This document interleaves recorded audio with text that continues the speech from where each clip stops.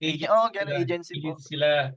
Ang ginagawa nila is sila yung maghahanap ng kliyente and then sila yung magsu-supply ng virtual assistant dun sa kliyente. So, Sabi meron ko na silang tama yung may nakita ko. pooling sila. So, nagpo-pool Polling. sila. Ang good and bad, okey? Explain ko yung good muna. Goods, 'pag nakapasok ka sa mga ganyan, as long as goods ka, continuous yung trabaho mo. Opo, Sila yung maghahanap ng ano, eh, sila yung magma-market para sa'yo, gano'n. So, tuloy-tuloy na lang yung trabaho mo do'n. Isa pang goods, usually 'pag napunta ka sa mga technical na trabaho, tapos agency, talagang mababata ka, as in talagang hasa ka talaga do'n. mm, Kasi yung mga pinapapagawa sa'yong task hindi madali. Kunwari programming, yung mga opo, automations.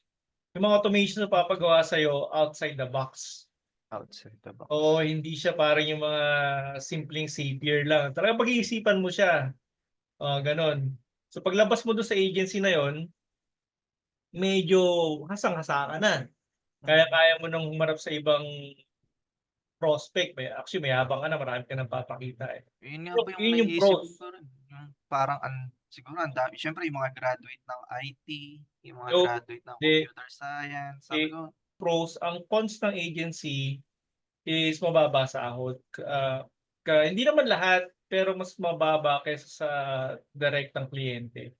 Bakit? opo, Kasi marami silang dinadaanan pa na, tao. I mean, marami silang binabayaran. Babayaran yung supervisor, QA, so on so forth, gano'n. Of course, yung agency kailangan kumita rin. So, may kaltas din sila dun. So, may profit sila. So, hindi buo yung mapupunta sa'yo, hmm. yun yun.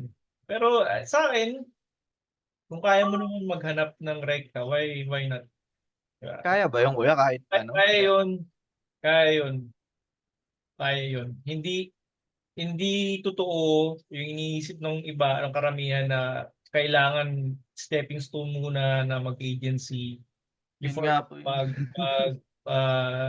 client. No,